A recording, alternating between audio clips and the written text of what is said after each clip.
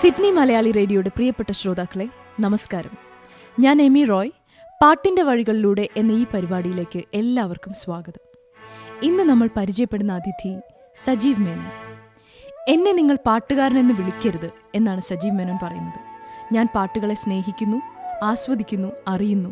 എനിക്കാവും വിധം അതിലെ feel recreate ചെയ്യാൻ ശ്രമിക്കുന്നു, അത്രമാത്രം. ഈ ആറ്റിറ്റ്യൂഡാണ് സജീവ് മേനോനെ മറ്റുള്ളവരിൽ നിന്ന് വ്യത്യസ്തനാക്കുന്നതും. ഇദ്ദേഹത്തെ നമുക്കൊന്ന് പരിചയപ്പെടാം. സജീവ് ചേട്ടാ, സ്വാഗതം. സ്വാഗതം. Thank you. ചേട്ടൻ്റെ പാട്ടിൻ്റെ വഴികളിലൂടെ നടക്കാൻ ഞങ്ങളും വരട്ടെ? വരൂ, തീർച്ചയായിട്ടും വരൂ. Thank you. പാട്ട് എങ്ങനെയാ പാടി തുടങ്ങിയത്? നമുക്ക് ആ കാലത്തേക്കൊന്ന് തിരിച്ചു പോയാലോ? എമി പറഞ്ഞ പോലെ ഞാൻ ഒരു പാട്ടുകാരനൊന്നും അല്ല, പാട്ടിഷ്ടമാണ്. ഇപ്പോൾ ഒരു പാട്ടിൻ്റെ രൂപത്തിൽ തന്നെ ഞാൻ പറയാൻ വേണമെങ്കിൽ, ഓക്കെ. ഞാൻ വെറുമൊരു പാമരനാം പാട്ടുകാരൻ, ഗാനലോകവേദികളിൽ വേണൂതുമാട്ടിടയൻ. എമി എമി ഞാൻ വെറുമൊരു പാമരനാം പാട്ടുകാരൻ. ശരി, ഈ ആട്ടിടയൻ എപ്പോഴാണ് വേണു ഊതി തുടങ്ങിയത്? സംഗീതത്തിൽ വളരെ താല്പര്യം ഉണ്ടായിരുന്നു, പക്ഷെ അതിന് സംഗീതം ആരും പറഞ്ഞിരുന്നില്ല. ആ സമയത്ത് വളരെ കുറേ ഒച്ചയൊക്കെ ഉണ്ടാക്കുന്നുണ്ടെന്നൊക്കെയാണ് അച്ഛനൊക്കെ പറഞ്ഞിരുന്നത്. പാട്ടും പെർക്കഷനും എല്ലാം എനിക്ക് വളരെ ഇഷ്ടമാണ്. ഒന്നുകിൽ പാട്ട്, അല്ലെങ്കിൽ ഞാൻ കുറേ കസേരകളൊക്കെ വലിച്ചിട്ട് വടി വെച്ച് ഇങ്ങനെ അടിച്ച് ഒരു പെർക്കഷനൊക്കെ നടത്തുമായിരുന്നു. So it was always cacophony at home. അപ്പം പാട്ടുകാരനാവാനെന്ന് മാത്രമല്ല, ഒരു മ്യൂസീഷ്യൻ ആവാനാണ് അന്നേ ശ്രമിച്ചുകൊണ്ടിരുന്നത് അല്ലേ? ഇല്ല, മ്യൂസിഷ്യൻ അങ്ങനെ ഒരു ആംബിഷനൊന്നും ഉണ്ടായിരുന്നില്ല. ആക്ച്വലി ഒരു പാട്ട് കേൾക്കുമ്പോൾ ഞാൻ ഐ ലിസൺ എൻറ്റയറിറ്റി. പാട്ട് മാത്രമല്ല, അതിൻ്റെ BGM, അതിൻ്റെ ഡ്രംസ്, അതിൻ്റെ ബീറ്റ്സ്, അതൊക്കെ എൻ്റെ ശ്രദ്ധയിൽ പെടും അറിയാതെ. ഓക്കെ. പാട്ടിനോട് ശരിക്കും ഇഷ്ടം തോന്നിയത് ഒരു 10ാം ക്ലാസ്സൊക്കെ ആയപ്പോൾ. അതുവരെയൊക്കെ നമ്മൾ ഇംഗ്ലീഷ് മീഡിയത്തിലായത് തന്നെ മലയാളം പാട്ടിലൊന്നും വലിയ ഫോക്കസ് ഉണ്ടായിരുന്നില്ല, ശ്രദ്ധ ഉണ്ടായിരുന്നില്ല. പക്ഷേ എൻ്റെ ഫ്രണ്ട്സ് ചിലവരെ അങ്ങനെ കിട്ടി. അപ്പോൾ അവർ they actually introduce me to Malayalam music and the lyrics, സാഹിത്യത്തിൻ്റെ ഭംഗി ആസ്വദിക്കാൻ തുടങ്ങിയപ്പോഴാണ് പാട്ടിൻ്റെ ഭംഗി ആസ്വദിക്കാൻ ശരിക്കും മനസ്സിലായത്. അപ്പോൾ പലതരം മ്യൂസിക്കൽ ഇൻസ്ട്രുമെൻസിലും സാഹിത്യത്തിലും പാട്ടിൻ്റെ ട്യൂണിലും ഒക്കെ താല്പര്യം ഉണ്ടായിരുന്ന സജീവ് ചേട്ടന് ഈ പാട്ടല്ലാതെ വേറെ എന്തെങ്കിലും കലയോട് എങ്ങനെ എപ്പോഴെങ്കിലും താല്പര്യം തോന്നിയിട്ടുണ്ടോ?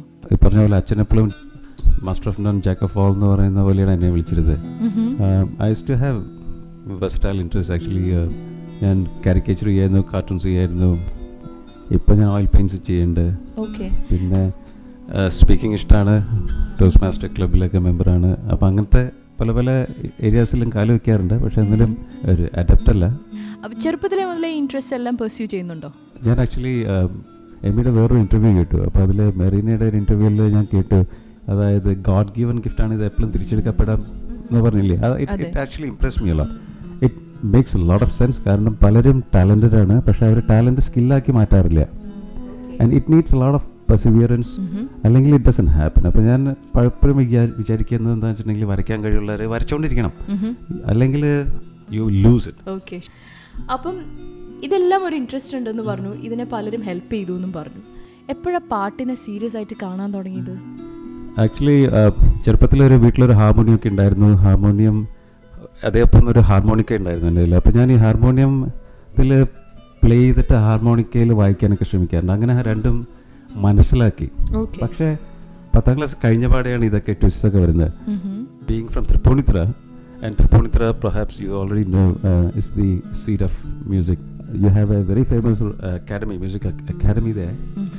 ദാസേട്ടൻ വരെ അവിടെയാണ് പഠിച്ചതൊക്കെ. ദാസേട്ടൻ പറഞ്ഞു തന്നെയാണ് എനിക്ക് തോന്നുന്നത് കേരളത്തിൽ എല്ലാവർക്കും തന്നെ അതറിയാം. അതെ, രാധാലക്ഷ്മി വിലാസം അക്കാഡമി എന്ന് പറഞ്ഞിട്ട് അവിടുത്തെ ഒരു കൊച്ചിൻ റോയൽ ഫാമിലി മെമ്പറിൻ്റെ പേരിലാണത്. തൃപ്പൂണിത്തുറയുള്ളവർക്ക് കലയായിട്ട് ബന്ധമുണ്ടാവും. കഥകളി, അല്ലെങ്കിൽ മ്യൂസിക്, അല്ലെങ്കിൽ ചിത്രരചന, എന്തെങ്കിലുമൊക്കെ ആയിട്ട് എപ്പോഴും കണക്ഷൻ ഉണ്ടാവും. അത്ര എക്സ്പോഷർ നിങ്ങൾക്ക് വളരെയധികം ഉണ്ട്.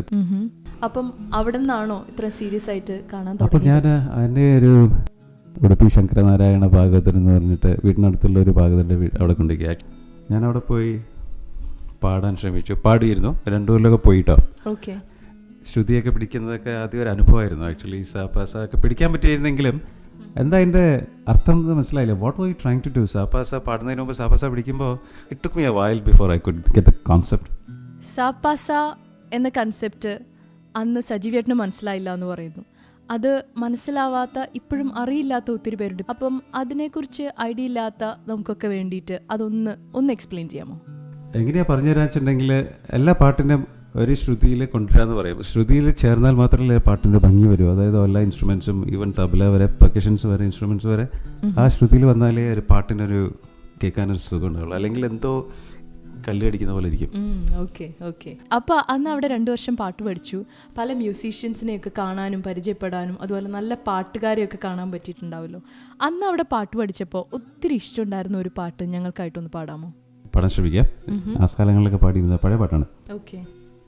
ഉഷാകിരണങ്ങൾ പുൽകി പുൽകി തുഷാരബിന്ദുവിൻ വദനം ചുകന്നു, പകലിൻ മാറിൽ ദിനകരകരങ്ങൾ പവിഴമാലികകൾ അണിഞ്ഞു. ഉഷാകിരണങ്ങൾ പുൽകി പുൽകി തുഷാരബിന്ദുവിൻ വദനം ചുകന്നു, പകലിൻ മാറിൽ ദിനകരകരങ്ങൾ പവിഴമാലികകൾ അണിഞ്ഞു. ബ്യൂട്ടിഫുൾ. തൃപ്പൂണിത്തുറ എന്ന് പറയുന്നത് സംഗീതത്തിൻ്റെ ഒരു സെൻറ്ററാണെന്ന് സജീവേട്ടൻ ഓൾറെഡി പറഞ്ഞു. അവിടെ പാട്ട് പഠിക്കാൻ സാധിക്കുന്നതും ഒരു ചെറിയ കാര്യമല്ല അല്ലേ? അപ്പോൾ അന്ന് അവിടെ നിന്നുള്ള മനസ്സിൽ മായാതെ കിടക്കുന്ന ഇമേജറീസ് എന്തെങ്കിലും ഉണ്ടെങ്കിൽ അത് ഞങ്ങളായിട്ടൊന്ന് ഷെയർ ചെയ്യാമോ? തൃപ്പൂണിത്തുറ എന്ന് പറയുമ്പോൾ അവിടുത്തെ പൂർണ്ണത്രേശ്വര ക്ഷേത്രം വളരെ ഒരു ഇമ്പോർട്ടൻറ്റ് ഘടകമാണ് ഇതിൽ. എല്ലാ കൊല്ലവും 8 ദിവസം ഉത്സവമുള്ള ഒരു ക്ഷേത്രമാണ്. അവിടെ എല്ലാ ദിവസവും ഒരു 3 കച്ചേരിയെങ്കിലും ഉണ്ടാവും. അപ്പോൾ കച്ചേരികൾക്ക് യാതൊരു പഞ്ഞുമില്ലാത്തൊരു സ്ഥലം. അപ്പം വളരെയധികം you look forward to listening to these artist. എല്ലായിടത്തുനിന്നും വരും. ഇപ്പോൾ കദ്രി ഗോപൻ, ബാലമുരളികൃഷ്ണ, പലരും ഉണ്ട്. പക്ഷേ എനിക്ക് വളരെ അടുപ്പമുള്ള അമ്പിളിക്കുട്ടൻ മാഷ്, ഞാൻ വിളിക്കുന്ന അമ്പിളിക്കുട്ടൻ, അതായത് അഭയദേവന്റെ ഗ്രാൻഡ് സൺ ആണ്. അദ്ദേഹം ടിവിയിലൊക്കെ എപ്പോഴും പാട്ട് പാടാറുണ്ട്, സ്വാതിരുന്നാളിലൊക്കെ പാടി. അമ്പിളിക്കുട്ടൻ തൃപ്പൂണിത്തുറ വന്നപ്പോൾ ഞാൻ ഇപ്പോഴും ഓർക്കുന്നു, ഹീസ് മൈ ഏജ് ആക്ച്വലി. അപ്പം പോളിയോ റിഡൻ ആണ്, വീൽ ചെയർ റിഡൻ. അപ്പോൾ അമ്പലത്തിൽ മുന്നിൽ വന്ന് ഇറങ്ങി അദ്ദേഹത്തിനെ അകത്ത് കൊണ്ടുപോകുന്നതും ഞാൻ പിന്നാലെ നടക്കുന്നതും ഒക്കെ എനിക്ക് വളരെയധികം ഇന്നത്തെ പോലെ ഓർമ്മയുണ്ട്. ഇതേ അമ്പിളിക്കുട്ടൻ മാഷിനെ ഞാൻ കൊല്ലങ്ങൾക്ക് ശേഷം വ്യക്തിപരമായിട്ട് അറിയാനായിട്ടുള്ള ഒരു ഓപ്പർച്യൂണിറ്റി കിട്ടി. ബഹ്റൈനിലൊരു ഇൻസ്റ്റിറ്റ്യൂട്ട് നടത്തുന്നുണ്ട് അമ്പിളിക്കുട്ടൻ മാഷ്. അപ്പോൾ ഞാൻ അവിടെ ബഹ്റൈനിലായിരുന്ന സമയത്ത് ഞാൻ അവിടെ പോയി പഠിക്കുമായിരുന്നു. അപ്പോൾ പല പാട്ടുകാരുടെയും പാട്ട് കേൾക്കാനുള്ള ഒരു വളരെയധികം ഒരു അവസരം തൃപ്പൂണിത്തുറയിൽ ജനിച്ചതായത് കാരണം കിട്ടിയിരുന്നു. ഓക്കെ. ഇതൊക്കെ കേട്ടാണ് വളർന്നതും അല്ലേ? സജീവേട്ടനെ എപ്പോൾ പാടുമ്പോഴും സംസാരിക്കുമ്പോഴും ഒക്കെ ഞാൻ ശ്രദ്ധിച്ചിട്ടുള്ള ഒരു കാര്യം, എവിടെ തുടങ്ങിയാലും എന്തിൽ തുടങ്ങിയാലും വന്ന് നിൽക്കുന്നത് എപ്പോഴും ദാസേട്ടനിലാണ്. അത് ശരിയാണ് കേട്ടോ. കാരണം വളരെയധികം മ്യൂസിക്കിനോട് എൻ്റെ ഇഷ്ടം കൂട്ടിയത് ദാസേട്ടൻ എന്നുള്ളൊരു അവതാര പുരുഷൻ കാരനാണ്. ആക്ച്വലി അവതാര പുരുഷൻ എന്നേ പറയാൻ പറ്റില്ല എനിക്ക്. കാരണം ഇവരൊക്കെ ഓരോ ഈറയിൽ വരുന്ന ആൾക്കാരാണ്. You don't get them always. ഇപ്പോൾ റഫി സാബ് ആയാലും യേശുദാസ് ആയാലും അക്ബറിൻ്റെ കാലഘട്ടത്തിൽ ടാൻസൻ ഉണ്ടായിരുന്നപ്പോൾ ആ കാലഘട്ടത്തിൽ ജീവിച്ചിരുന്നവർക്ക് കേൾക്കാനുള്ള ഒരു അവസരവും അനുഗ്രഹവും ഭാഗ്യമൊക്കെ ഉണ്ടായിരുന്നു. We are also actually blessed, gifted, because we have Dasettan here. ഒരു ജീവിതം മുഴുവനും സംഗീതത്തിന് വേണ്ടി ഒഴിഞ്ഞു വെച്ച് ഇത്രയും മാധുര്യത്തോടെ പാട് ഡെലിവറി ചെയ്യാൻ പറ്റുന്ന ഒരു വ്യക്തി വളരെ അപൂർവമാണ്. ശരിക്കും മാനത്തുനിന്ന് ഇറങ്ങി വന്ന ഒരു ഗന്ധർവനാണ്. അബ്സല്യൂട്ട്ലി. അപ്പോൾ പാട്ടിനെ സുഖിപ്പിക്കുക എന്നുള്ളൊരു സംഭവം ശരിക്കും അദ്ദേഹത്തിൽ നിന്ന് പഠിക്കണം. ഞാൻ പലപ്പോഴും മീറ്റ് ചെയ്തിട്ടുണ്ട്. ബഹ്റൈനിൽ ദാസേട്ടൻ വന്നപ്പോൾ എനിക്ക് ഏറ്റവും അതൊരു മറക്കാനാവാത്ത സംഭവമാണ്. അത് അമ്പിളിക്കുട്ടൻ മാഷ് ഇൻസ്റ്റിറ്റ്യൂട്ടിൽ സ്പോൺസർ ചെയ്ത് ദാസേട്ടനെ കൊണ്ടുവന്നപ്പോൾ I had the opportunity to spend 3 days with him, escorting him, even selecting certain songs. Back സ്റ്റേജിൽ ഇരുന്നിട്ട് ദാസേട്ടൻ്റെ പാട്ടുകൾ ഞാൻ ഓൺ ദ ഫ്ലൈ മാറ്റി ഞാൻ പറഞ്ഞു, ദാസേട്ടൻ ഈ പാട്ടുള്ള പാടേണ്ട, അടുത്തവർ ഈ ഇന്ന പാട്ട് പാടിയാൽ മതി, ഇതൊക്കെ കേൾക്കാൻ അവിടെ ആൾക്കാർ മുമ്പിൽ ഇരിക്കുന്നുണ്ട് എന്നൊക്കെ പറഞ്ഞ് ഐ ചേഞ്ച് ഹിസ് ഡിസിഷൻസ്. അങ്ങനത്തെ ചില ഇൻസിഡൻസ് ഒക്കെ മറക്കാൻ പറ്റൂല. ഇല്ല, ഒരിക്കലും മറക്കാൻ പറ്റില്ല. ദാസേട്ടനോടൊക്കെ ഇന്ന പാട്ട് പാടണം എന്ന് പറയാൻ പറ്റുവാണെങ്കിൽ I made it think actually. എന്നെ നിങ്ങൾ നോക്കി ഒരു നിമിഷം, ഈ പയ്യൻ എന്താ പറയണത്, അക്സെപ്റ്റഡ്. അപ്പം ഞാൻ പറയാം, അന്ന് സജസ്റ്റ് ചെയ്ത കുറേ സോങ്സിൽ 1000 പാദസരങ്ങൾ എന്നുള്ള പാട്ടൊക്കെ ഇല്ല, അതൊക്കെ ദാസേട്ടൻ്റെ ലിസ്റ്റിൽ ഉണ്ടായിരുന്നില്ല. മേഡിയം സിംഗ് ഓൾ ദിസ്, അതൊക്കെ ഭയങ്കര അപ്ലോസ് ആയിരുന്നു അന്ന്. അപ്പോൾ ശരി, അതൊരു വലിയ അത് ഭയങ്കര ഒരു ഭാഗ്യമാണ്. ദാസേട്ടനല്ലാതെ വേറെ ഏത് പാട്ടുകാരെയാ ഇഷ്ടം? ദാസേട്ടനോടൊപ്പം തന്നെ എനിക്ക് മുഹമ്മദ് റാഫി സാഹിബിനെ ഭയങ്കര ഇഷ്ടമാണ്. കാരണം ഹിന്ദി മ്യൂസിക്കിൽ അഗൈൻ ഇത്രയും റൊമാൻറ്റിക് വോയിസും റൊമാൻറ്റിക് മൂഡ് ക്രിയേറ്റ് ചെയ്യാനായിട്ടുള്ള കഴിവുള്ള വേറെ ഒരു വ്യക്തി ഉണ്ടാവുമെന്ന് എനിക്ക് തോന്നുന്നില്ല. He had that ability in his voice. മ്യൂസിക്കിലെ ലൈവ്ലിനെസ് കൊണ്ടിരുന്നത് it's just not the actor but it's the music, it's the voice behind. നമ്മൾ ജീവിതത്തിൽ ഇങ്ങനെ പല പടവുകൾ കയറി ഇറങ്ങുമ്പോൾ സാധാരണ എല്ലാവരും അവരുടെ ഇൻട്രസ്റ്റിനെ ഇങ്ങനെ കുറച്ചൊന്ന് പുറകിലേക്ക് മാറ്റി വയ്ക്കും. പക്ഷെ സജീവ് ചേട്ടനെ എങ്ങനെയാണ് ഇത്രയും ഇൻറ്റൻസ് ആയിട്ട് ഈ പാഷൻ, ഇപ്പോൾ ഇവരോടുള്ള ഇഷ്ടമാണെങ്കിലും ഈ സംഗീതത്തെ ഇങ്ങനെ ഫോളോ ചെയ്യുന്നതാണെങ്കിലും ഒക്കെ എങ്ങനെയാണ് കൊണ്ടു നടക്കാൻ പറ്റുന്നത്? ഒരു റെസ്പോൺസിബിലിറ്റി എന്നുള്ള നിലയ്ക്കേ ഞാൻ നോക്കിയിട്ടുള്ളൂ. കാരണം നമുക്ക് ചില ഇൻട്രസ്റ്റ് ഉണ്ട്, ചില പാഷൻസ് ഉണ്ട്. അത് വി ഹാവ് ടു ചോയ്സസ്. ഒന്നെങ്കിൽ നമുക്കത് പെർസീവ് ചെയ്യാണ്ട് നർച്ചർ ചെയ്യാണ്ട് നമുക്കതിനെ ഡിച്ച് ചെയ്യാം, അല്ലെങ്കിൽ നമുക്കത് നർച്ചർ ചെയ്ത് അടുത്ത തലമുറയിലേക്ക് ഏൽപ്പിക്കാൻ പറ്റുന്ന വിധത്തിൽ നമുക്ക് എന്തെങ്കിലും ചെയ്യാൻ പറ്റുമെങ്കിൽ ചെയ്യാം. ഞാനിപ്പോൾ പെയിൻറ്റിങ്ങിൻ്റെ കാര്യം പറഞ്ഞു. ഞാൻ I conduct workshops. I actually try to teach what I know, the techniques that I picked up over the years. അത് ഞാൻ പഠിപ്പിക്കാറുണ്ട് ആൾക്കാരെ. അതേപോലെ പാട്ടിൻ്റെ പഠിപ്പിക്കാനുള്ള യോഗ്യതയൊന്നുമില്ല. പക്ഷെ ഞാൻ ഏതൊരു വേദിയിലും പാട്ടുകാരുണ്ടെങ്കിൽ ഞാൻ ഐഡൻറ്റിഫൈ ചെയ്ത് അവരെ മുന്നോട്ട് കൊണ്ടുവന്ന് അവരെ കൊണ്ട് പാടിപ്പിച്ച് അവരെ കൊണ്ട് പെർഫോം ചെയ്യിച്ച് അത് ചെയ്യാറുണ്ട് എപ്പോഴും. So more like facilitator. അപ്പോൾ ഇതൊക്കെ ചെയ്യുമ്പോൾ ഞാൻ ചെല്ലുന്നിടത്തൊക്കെ ഒരു പാട്ടിൻ്റെ അന്തരീക്ഷം ഞാൻ ക്രിയേറ്റ് ചെയ്യാൻ ശ്രമിക്കാറുണ്ട്. ആ ഒരു ആംബിയൻസ് ഞാൻ ക്രിയേറ്റ് ചെയ്യാൻ ശ്രമിക്കാറുണ്ട്. ഒരു റെസ്പോൺസിബിലിറ്റി എന്നുള്ള നിലയ്ക്കാണ് ഞാൻ ചെയ്യുന്നത് കേട്ടോ. To bring out the best in others and to also pass on to others anything that you can. ഒത്തിരി ആളുകളിൽ നമ്മൾ കാണാത്ത ഒരു ആറ്റിറ്റ്യൂഡാണ്. I think that is kind of very unique to you. ഇത്രയും സ്നേഹം പാട്ടിനോട് വെച്ച് പുലർത്തുന്ന താങ്കൾ ഒരു ഗായകൻ എന്ന നിലയിൽ എങ്ങനെയാണ് സെൽഫ് അസസ് ചെയ്യുന്നത്? പ്യോർലി ഫോർ ക്യാപ്റ്റീവ് കൺസംഷൻ എന്ന് തന്നെ പറയാൻ പറ്റുള്ളൂ. കാരണം പാടുമ്പോൾ ഞാൻ തന്നെ ആസ്വദിക്കും എൻ്റെ പാട്ട്. ഞാൻ I try to expression, experience and എന്താ പറയുക എക്സ്പെരിമെൻറ്റേഷൻ. ഇങ്ങനെ ഇത് 3 തുറകളിലാണ് ഞാൻ എന്നെ തന്നെ ഇവാലുവേറ്റ് ചെയ്യാൻ ശ്രമിക്കാറുണ്ട്. പലപ്പോഴും അത് മാറും. I am not consistent. It keeps fluctuating. Certain days I think നന്നായിട്ട് പാടുന്നുണ്ടെന്ന് തോന്നാറുണ്ട്. ചില സമയങ്ങളിൽ അതങ്ങനെ പറ്റാറില്ല. അപ്പോൾ കൺസിസ്റ്റൻസി ഇല്ല എങ്കിൽ തന്നെയും ഐ കീപ്പ് ഓൺ ഒരു സെൽഫ് അസസ്മെൻറ്റ് എപ്പോഴും നടക്കുന്നുണ്ട്. ഇപ്പോൾ പാട്ടിൻ്റെ സാഹിത്യത്തെ ഇഷ്ടമെന്ന് പറഞ്ഞു.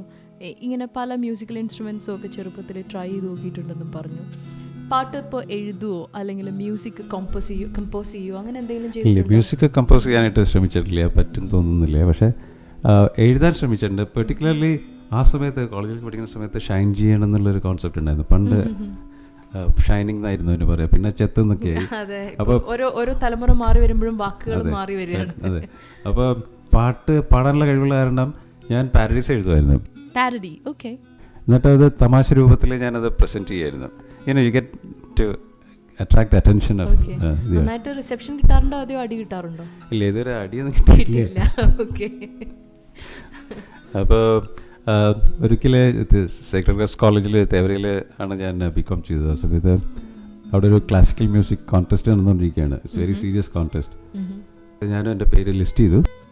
എന്നിട്ട് എൻ്റെ ഒരു ഫ്രണ്ട് മൃദംഗം വായിക്കാനുള്ള തമ്പുരുക്കെ ആയിട്ട് നമ്മൾ കയറി. ഞങ്ങൾ പാടിയത് ശങ്കരാഭരണത്തിലെ ശങ്കര എന്നുള്ള പാട്ടിൻ്റെ പാരഡി ഞാൻ എഴുതിയതാണ് ഞാൻ പാടിയതെന്ന്. അന്ന് സർപ്രൈസ്, എല്ലാവരും ചിരിക്കാൻ തുടങ്ങി. ഇതെന്താ അത് 2-3 വരികൾ പാടാം കേട്ടോ. അത് പണ്ട് എഴുതിയതാണോ ഓർമ്മയിൽ നിന്ന് പാടാം. ശർക്കര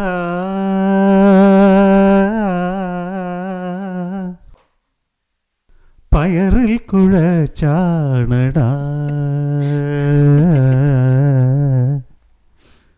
സുഖിയനുണ്ടാക്കുന്നിടാ മണ്ടേശ്വരായ. ശർക്കര പയറിൽ കുഴച്ചാണടാ സുഖിയനുണ്ടാക്കുന്നിടാ മണ്ടേശ്വരായ. ശർക്കര വെറുതെ ഇരുന്നതിന് മധുമിതു മോതാതടിയട മകനെ മണ്ടേശ. ഇനിമേലൊരിക്കലും നിനക്കിനി സുഖിയന് കൊതിയുണരില്ലട മണ്ടേശ, പയറ് തിന്നടാ മണ്ടേശ പറഞ്ഞിങ്ങനെ പോകും. ചുമ്മാ എന്താ പറയണ്ടെന്ന് തന്നെ എനിക്കറിയില്ല, ഞാനിങ്ങനെ ഞെട്ടിയിരിക്കുകയാണ്. ഇല്ല, അന്ന് എല്ലാവരും ഞെട്ടിയാണ്. എന്തൊരു സീരിയസ് ക്ലാസിക്കൽ മ്യൂസിക് കോൺടെസ്റ്റ് നടക്കുമ്പോൾ അവിടെ വന്ന് കോമാളിത്തരം കാണിച്ചത്. പക്ഷേ ഇറ്റ്സ് ആൻ എക്സ്പീരിയൻസ് ഒക്കെ. അത് കൊല്ലങ്ങൾക്ക് ശേഷം വേറൊരു വേദിയിൽ ഒരു വ്യക്തി ഇതേ പാട്ട് ദുബായിൽ വെച്ച് പാടിയപ്പോൾ എൻ്റെ സിസ്റ്റർ പിടിച്ചു, അത് എൻ്റെ ചേട്ടൻ എഴുതിയ പാട്ടാണല്ലോ. അപ്പോൾ ഒത്തിരി പോപ്പുലർ ആയി എന്നുള്ളത് മനസ്സിലാക്കണല്ലേ. അത് ശരി, ആളുകൾ അത് ഓർത്തിരിക്കുക, അത് പിന്നെ അത് റീപ്രൊഡ്യൂസ് ചെയ്യാൻ ചെയ്യുന്നു എന്നാണ് പറയുന്നത്. പിൻകാലത്ത് കാസറ്റ്സ് ഒക്കെ വന്ന സമയത്ത് നാദിർ ഷായും അവരൊക്കെ കുറെ ഇങ്ങനത്തെ പാരഡീസ് സ്ഥിരം ആക്കുന്ന ഒരു പതിവുണ്ടായിരുന്നു. പക്ഷേ ഇറ്റ്സ് ക്രിയേറ്റിവിറ്റി. പക്ഷേ ഒരു I don't personally I wouldn't encourage that to be done, because ഒരു നല്ലൊരു പാട്ടിനെ നമ്മൾ വൃത്തികേടാക്കുകയാണ് ബൈ ഡൂയിങ് ദാറ്റ്. സോ പെയിന്റിംഗിൽ ഇൻട്രസ്റ്റ് ഉണ്ട് എന്ന് പറഞ്ഞല്ലോ. ഇപ്പോൾ പലരെയും പെയിന്റിംഗ് പഠിപ്പിക്കാറുണ്ട്, അല്ലെങ്കിൽ അതിനുള്ള ടിപ്സ് ആൻഡ് ട്രിക്സ് ഒക്കെ പറഞ്ഞു കൊടുക്കാറുണ്ട് എന്ന് പറഞ്ഞു. പെയിന്റിംഗ് എപ്പോഴെങ്കിലും പഠിച്ചിട്ടുണ്ടോ? ഇല്ല. അതിലൊരു നല്ലൊരു ഒരു ഇൻസിഡൻറ്റ് ഞാൻ പറയാം. അതും ഈ സ്കൂൾ ഡേയ്സിൽ തൃപ്പൂണിത്തുറയിൽ ഞാൻ പറഞ്ഞല്ലോ, അവിടെ പെയിൻറ്റേഴ്സ് ഉണ്ട്, നല്ല ആർട്ടിസ്റ്റ് ഉണ്ട്. അപ്പോൾ ഞാനൊരു ഉച്ചയ്ക്ക് എനിക്ക് എക്സിബിഷൻസൊക്കെ കാണാൻ ഭയങ്കര ഇഷ്ടമാണ്. അപ്പോൾ എക്സിബിഷന് വേണ്ടി ഞാനൊരു ദിവസം ഉച്ചയ്ക്ക് മുണ്ടൊക്കെ മടക്കി ഒരു സൈക്കിൾ കൊടുത്ത് പോയി അവിടെ ചെന്നു. പെയിൻറ്റിങ്സിൻ്റെ എക്സിബിഷനായിരുന്നു. അവിടെ ചെന്നപ്പോൾ കുറേ പെയിൻറ്റിങ്സ് ഉണ്ട്. അപ്പോൾ ഞാൻ usually what I do is, ആദ്യത്തെ റൗണ്ടിൽ ഞാൻ എനിക്ക് ഇഷ്ടമുള്ള പെയിൻറ്റിങ്സ് ഒക്കെ ഐഡൻറ്റിഫൈ ചെയ്ത് വയ്ക്കും. സെക്കൻഡ് റൗണ്ടിൽ ഞാൻ വീണ്ടും പോയി ഓരോന്നിൻ്റെ മുമ്പിലിരുന്നത് മനസ്സിലാക്കി അബ്സോർബ് ചെയ്യാൻ ശ്രമിക്കും. അപ്പോൾ ഈ പെയിൻറ്റിങ്സിൻ്റെ ഇടയിൽ ഒരു ബ്ലാക്ക് ആൻഡ് വൈറ്റ് ഫോട്ടോ വെച്ചിട്ടുണ്ടായിരുന്നു ജവഹർലാൽ നെഹ്റുവിൻ്റെ. So I just ignored that, I passed. തിരിച്ചു വന്നപ്പോൾ ഐ വാസ് വണ്ടറിങ് എന്തിനാണ് ഈ പെയിൻറ്റിങ്ങിൻ്റെ ഇടയിൽ ഒരു ഫോട്ടോ വെച്ചിരിക്കുന്നത് വെച്ച് നോക്കിയപ്പോൾ it was actually A black and white portrait of Jawaharlal. അത്ര വെരി ബ്യൂട്ടിഫുൾ പോർട്രേറ്റ്. അപ്പോൾ ഞാനത് ഉടനെ അവരോട് ചോദിച്ചു ഇതാരാ വരച്ചത്. അപ്പോൾ പറഞ്ഞു ഇത് റിട്ടയർഡ് പ്രിൻസിപ്പൽ മൂത്തതാണ്, RLV അക്കാഡമിയിൽ പഠിപ്പിച്ചിരുന്ന പ്രൊഫസർ മൂത്തതാണ്. എവിടെ താമസിക്കണത്? പുറത്ത് തന്നെ താമസിക്കണതെന്ന് പറഞ്ഞപ്പോൾ ഞാൻ അപ്പം തന്നെ സൈക്കിൾ കൊടുത്ത് അവിടെ നിന്ന് പോയി. അദ്ദേഹത്തിൻ്റെ അവിടെ പോയിട്ട് ഞാൻ ഇൻട്രൊഡ്യൂസ് ചെയ്തു. ഞാൻ പറഞ്ഞു എനിക്ക് പെയിൻറ്റിങ് കണ്ടിട്ട് വരികയാണ്, ഞാൻ എക്സിബിഷൻ കണ്ടു, എനിക്ക് അങ്ങോട്ട് നിന്ന് പഠിക്കണം. അപ്പോൾ പുള്ളി എന്നെ നോക്കി എന്നിട്ട് ഒന്ന് അസസ് ചെയ്തു. എന്നിട്ട് പറഞ്ഞു അപ്പോൾ ആരാന്ന് മനസ്സിലായില്ല. അപ്പോൾ ഞാൻ പറഞ്ഞു വീട്ടൊക്കെ പറഞ്ഞപ്പോൾ ഹി ന്യൂ മൈ ഫാദർ.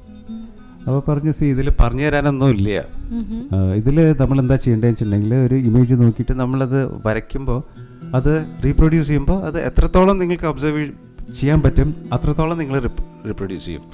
അപ്പോൾ what you have to improve is your ability to observe. അത് തന്നെ പാട്ടിൻ്റെ കാര്യത്തിൽ അത് തന്നെയാണ്. യു ഹാവ് ടു ഒബ്സർവ് ആ ന്യൂവൻസസ് ഒക്കെ നമ്മൾ എത്രത്തോളം നമുക്ക് ഒബ്സർവ് ചെയ്യാൻ പറ്റും അതിനാലേ നമുക്ക് റീപ്രൊഡ്യൂസ് ചെയ്യാം. മനസ്സിലാവാന്ന് പറയുന്ന ടേമില്ലേ, അത് മനസ്സിൽ ആവണം, എന്നാലേ നമുക്ക് റീപ്രൊഡ്യൂസ് ചെയ്യാൻ പറ്റില്ല. അത് ജീവിതത്തിന്റെ എല്ലാ അരീനയിലും അത് വാലിഡ് ആണ്, ഇമ്പോർട്ടൻ്റ് ആണ്. അബ്സല്യൂട്ട്ലി. ഇപ്പോൾ നമ്മുടെ പ്രൊഫഷണൽ ലൈഫിലാണെങ്കിൽ നമ്മൾ മനസ്സിലാക്കണം ഒരു കാര്യം. മനസ്സിലാക്കാൻ what it takes to understand, അത് ചെയ്താൽ what you deliver will have some quality. This no short cut. അത് മനസ്സിലാക്കണം നമ്മൾ ഇൻവോൾവ് ആയിട്ട്. ഇനി നമുക്ക് പാട്ടിലേക്ക് തിരിച്ചു വരാം. ഇപ്പോൾ ഓസ്ട്രേലിയയിലെ സ്റ്റേജസിൽ എപ്പോഴെങ്കിലും പാടിയിട്ടുണ്ടോ? I was here from with family 99 വന്നു. Then in 2001 2002 we went back to Middle East. പിന്നെ വീണ്ടും തിരിച്ചു വന്നു. ഇതിനിടയിൽ വേദികളിൽ പാടിയിട്ടുണ്ട്. So I can remember one or two instances where I had sung, once in Perth and once in Sydney. അന്ന് പാടിയിട്ടുള്ള ഏതെങ്കിലും ഒരു പാട്ട് ഇപ്പോൾ ഒന്ന് ഞങ്ങൾക്ക് പാടാം. അന്ന് പാടിയ പാട്ട് ഇതാണ് എൻ്റെ മനസ്സിൽ ഇപ്പോൾ പെട്ടെന്ന് ഓർമ്മ വരുന്നത്. മിഴിയറിയാതെ വന്നു നീ മിഴിവൂഞ്ഞാലിൽ, കനവറിയാതേതോ കിനാവ് പോലെ, മനമറിയാതെ പാറി ഒരു സൂരം, പ്രണയനിലാക്കിളി നീ ഷഹാന പാടി, ഇതുവരെ ഒന്നുണർന്നിടാത്തൊരു പുതുരാഗം, എവിടെ മറന്നു ഞാനേ പ്രിയാനുരാഗം. ദാസേട്ടനിലേക്ക് തന്നെ തിരിച്ചെത്തിയല്ലേ? പാട്ടിന്റെ കാര്യം പറഞ്ഞു പാടി വരുമ്പോ എപ്പോഴും തിരിച്ച് ദാസേട്ടനിലേക്ക് തന്നെ എത്തും. അതെ അതെ. ഇനിയിപ്പം കുടുംബത്തെ കൂടി ഒന്ന് പരിചയപ്പെടുത്താമോ? It's a very small family. എൻ്റെ വൈഫ് നയന മേനൻ ഡാൻസ് പഠിച്ചിട്ടുണ്ട് പണ്ട്, കുറേ കൊല്ലങ്ങൾ ഡാൻസ് പഠിച്ചിരുന്നത്. അപ്പോൾ അത് കാരണം ഡാൻസ് പഠിപ്പിക്കാൻ ശ്രമിക്കുന്നുണ്ട്, കുറച്ച് സ്റ്റുഡൻസിനെയൊക്കെ പഠിപ്പിക്കുന്നുണ്ട്. ഞങ്ങൾ ചെറിയബ്രക്കിലാണ് താമസിക്കുന്നത്. 2 മക്കളാണ്, Akshay, we call him Appu, and he's in year 12. മോള് കാർത്തിക, അമ്മൂന്ന് വിളിക്കും, ഷീസ് ഇൻ ഇയർ 6. രണ്ടുപേരും ടാലൻറ്റഡ് ആണ്, പക്ഷേ മടിയുണ്ട്, മനുഷ്യ സഹജമായിട്ടുള്ള മടി, that comes in the way. അപ്പോൾ പക്ഷേ ഐ ഹോപ്പ്, ഞാൻ പലപ്പോഴും ഇൻസ്പയർ ചെയ്യാൻ ശ്രമിക്കാറുണ്ട്. ഞാൻ എൻഫോഴ്സ് ചെയ്യാറില്ല, ഇൻസിസ്റ്റ് ചെയ്യാറില്ല, പക്ഷേ ഇൻസ്പിറേഷൻ എപ്പോഴെങ്കിലും വർക്ക് ചെയ്യും. ഏതെങ്കിലും ഒരു കാലത്ത് അച്ഛൻ ഇങ്ങനെ ചെയ്തിരുന്നു, this was what he was trying to tell me എന്നുള്ളൊരു മെസ്സേജ് കിട്ടുമായിരിക്കും അവർക്ക്. ഷുവർ. എനിക്ക് ഇപ്പോൾ കുട്ടികളെ അങ്ങനെ ഒരു വഴിയിലേക്ക്, ഒരു സ്ട്രീമിലേക്ക് കൊണ്ടുവരാൻ ശ്രമിക്കും എന്ന് പറയുന്ന ഒരു അച്ഛനെ കാണുമ്പോൾ എനിക്ക് ചോദിക്കണം തോന്നുന്ന ഒരു കാര്യം, പലരും പറഞ്ഞു കേട്ടിട്ടുള്ള ഒരു കാര്യമാണ്, സജീവേട്ടൻ വളരെ ഡിസിപ്ലിൻഡ് ആയിട്ടുള്ള ഒരു ആർട്ടിസ്റ്റാണ്. അത് എങ്ങനെയാണെന്നൊന്ന് പറയാമോ? വളരെ പ്രസക്തമായിട്ടുള്ളൊരു ചോദ്യമാണ്. ഞാൻ ഒരു നല്ല പാട്ടുകാരനാണെങ്കിലും നല്ലൊരു പെയിൻറ്റർ ആണെങ്കിലും വൃത്തിയായിട്ട് ചെയ്യാൻ പഠിക്കണം. ഇപ്പോൾ ചില പെയിൻറ്റേഴ്സ് ഉണ്ട്, ആർട്ടിസ്റ്റ് ഉണ്ട്, അവർ എല്ലായിടത്തും ചായമായിരിക്കും, അവരുടെ മേത്തും ചായമായിരിക്കും, അവരുടെ മേശപ്പുറത്തും നിലത്തും ഒക്കെ ചായമായിരിക്കും. അതേപോലെ അവരുടെ ലൈഫും ഡിസോർഗനൈസ്ഡ് ആയിരിക്കും. അതല്ല ആവശ്യം. You should approach it like a surgeon on an operation table. അതായത് എല്ലാ സംഗതികളും അടുത്ത് വേണം. You have to be very clean.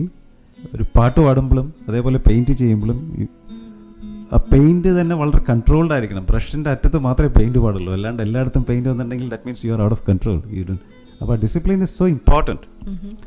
നല്ലൊരു പാട്ടുകാരനാവണമെങ്കിലും മൗനം പ്രാക്ടീസ് ചെയ്യുക, അതൊക്കെ വളരെ ഇമ്പോർട്ടൻ്റ് ആയിട്ടുള്ള കാര്യങ്ങളാണ്. ഇതൊക്കെ ശ്രമിക്കാറുണ്ട്. നമ്മളൊന്നും പ്രൊഫഷണൽ സിംഗേഴ്സോ ആർട്ടിസ്റ്റോ അല്ലാത്ത കാരണം ഒരു സൈഡിൽ നിന്നുള്ള നിലയ്ക്ക് it's more like you are aware of it, but then you are not entirely spending your time on it. അപ്പോൾ because that's not your bread and butter. പക്ഷേ ഈ അപ്രോച്ച് അതൊരു എല്ലാവരും, എനിക്ക് തോന്നുന്നു എല്ലാവരും മാതൃകയാക്കേണ്ട ഒരു അപ്രോച്ചാണ് towards life, towards art, towards whatever you do. ഡിസോർഡറിൽ ക്രിയേറ്റിവിറ്റി ഉണ്ടാവും, പക്ഷേ സസ്റ്റെയിൻ ചെയ്യാൻ പറ്റില്ല. സസ്റ്റെയിൻ ചെയ്യണമെങ്കിൽ ഒരു കുറച്ച് ഡിസിപ്ലിൻ വേണം. You have to be very സ്ട്രക്ചറിൽ സസ്റ്റെയിൻസ് വരുമല്ലോ. ഓക്കെ. അപ്പോൾ സജീവ് ചേട്ടൻ ഇവിടെ തൻ്റെ വിശേഷങ്ങൾ പങ്കുവെച്ച് കഴിഞ്ഞിരിക്കുകയാണ്, തൻ്റെ ഒബ്സർവേഷൻസും ലൈഫിനെ കുറിച്ച്. ഇന്ന് ഇദ്ദേഹത്തിൻ്റെ ടാലൻറ്റ് ഷോക്കേസ് റൗണ്ടാണ് അടുത്തത്. അതിൽ ഇദ്ദേഹത്തിന് പ്രിയപ്പെട്ട ദാസേട്ടൻ്റെ പല ഭാവങ്ങളിലുള്ള പാട്ടുകൾ കേട്ടാലോ? എന്തു പറയുന്നു സജീവേട്ടാ? ശ്രമിക്കാം. Ready? Yep, why not. Okay. അപ്പോൾ ഡിവോഷണൽ സോങ്സിന് വേറൊരു തലം കൊടുത്ത ഒരാളാണ് ദാസേട്ടൻ. ദാസേട്ടൻ്റെ ഒരു ഭക്തിഗാനം പാടാമോ? ചന്ദന ചർച്ചിത നീലകളീപരം എൻ്റെ മനോഹരമേഘം, ചന്ദന ചർച്ചിത നീലകളീപരം എൻ്റെ മനോഹരമേഘം,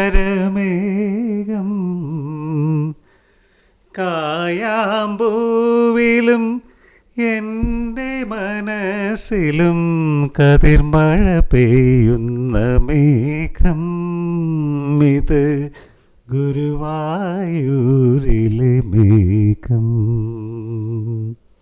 അവിടുന്ന് നേരെ ഒരു റൊമാൻറ്റിക് സോങ്ങിലേക്ക് പോന്നാലോ?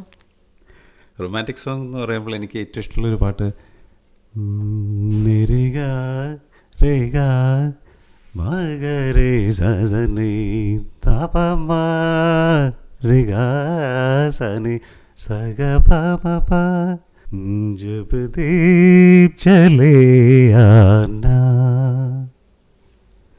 जब शाम ढले आना, संकेत मिलन का भूल न जाना, मेरा प्यार न बिसराना, जब दीप जले आना, जब शाम ढले आना. Gorgeous. പ്രത്യേകത എന്താ വെച്ചിട്ടുണ്ടെങ്കിൽ ജബ് ദീപ് ജലയാന ജബ് ശ്യാം ഡലയാന, ഇതൊന്നും കാണാൻ കഴിവില്ലാത്ത രവീന്ദ്ര ജൈൻ ഇതൊക്കെ എഴുതി ഉണ്ടാക്കുക എന്ന് പറയുമ്പോൾ ഇറ്റ്സ് അമേസിങ്. ഇതൊന്നും കണ്ടിട്ടില്ലാത്ത ഒരു കവിയാണ്. ഇനി ഒരു മെലങ്കോളിക് ആയിട്ടുള്ള ഒരു പാട്ട്, അതിയായ ദുഃഖം. അതെ.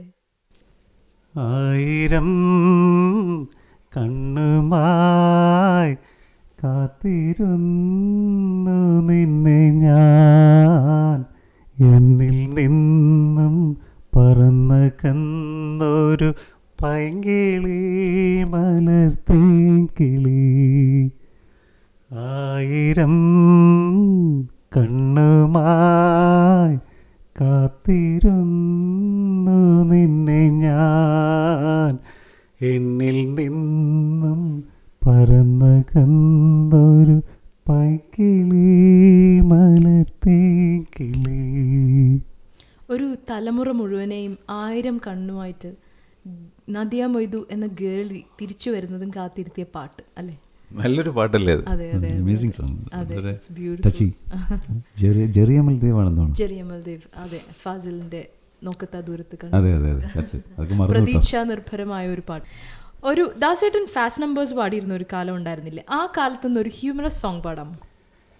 ദാസേട്ടൻ ഹ്യൂമറസ് സോങ് പാടിയിട്ടുണ്ടെങ്കിലും I don't think it was a big success. പക്ഷേ ശ്രമിച്ചിട്ടുണ്ട്. I think it was part of his experimentation. കാരണം എനിക്ക് ഓർമ്മ വരുന്നൊരു പാട്ടെന്ന് വെച്ചിട്ടുണ്ടെങ്കിൽ, പണ്ട് പട്ടം സദൻ്റെ ഒപ്പം ഒരു പാട്ട് പാടിയ ഓർമ്മയുണ്ട്. ഒരു ഏതാ ഫിലിം എനിക്ക് ഓർമ്മയില്ല, പക്ഷേ ഇതാണ് സോങ്. മണിയാൻ ചെട്ടിക്ക് മണിമിഠായി, മണിയാൻ ചെട്ടിക്ക് മണിമിഠായി, മധുരക്കുട്ടിക്ക് പഞ്ചാര മിഠായി, മധുരക്കുട്ടിക്ക് പഞ്ചാര മിഠായി, ആരോഗ്യസ്വാമിക്ക് എന്ത് മിഠായി, ഈ ആരോഗ്യസ്വാമിക്ക് ഡബർ മിഠായി എന്നൊക്കെ പറഞ്ഞിങ്ങനെ പോകും. ഒരു താരാട്ട് പാട്ടായാലോ? ഈ ഇടയ്ക്ക് കേട്ട ഒരു താരാട്ട് പാട്ട് എനിക്ക് ഭയങ്കര ഇഷ്ടമായി. അത് ദാസേട്ടൻ ഈ 2013 പാടിയതാ. Just about a couple of months ago, I think. താലോലം താരാട്ടാം താമരപ്പൂവേ നീയുറങ്ങ്, ആലോലം ചാഞ്ചാട്ടാം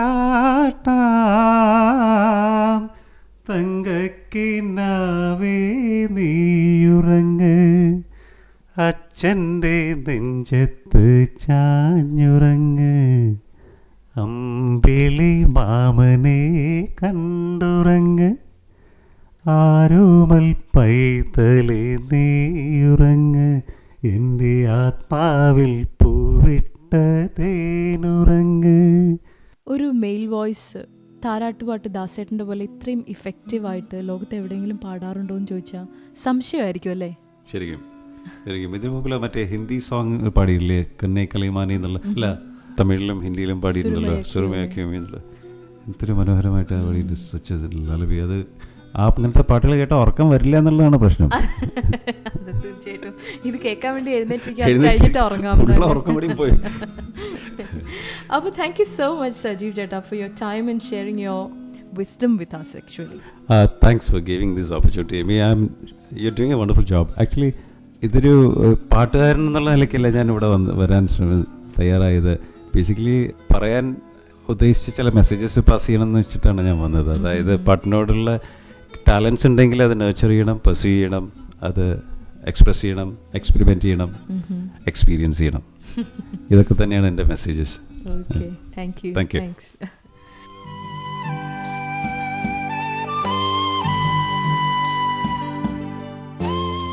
സ്വരങ്ങളെയും നിറങ്ങളെയും ഒരുപോലെ പ്രണയിച്ച് തൻ്റെ ജീവിതത്തിൻ്റെ നാൾവഴികളിൽ ഓരോന്നും തൊട്ടറിഞ്ഞ് സന്തോഷത്തോടെ കണ്ടന്റായി സഞ്ചരിക്കുന്ന ഒരു യാത്രി.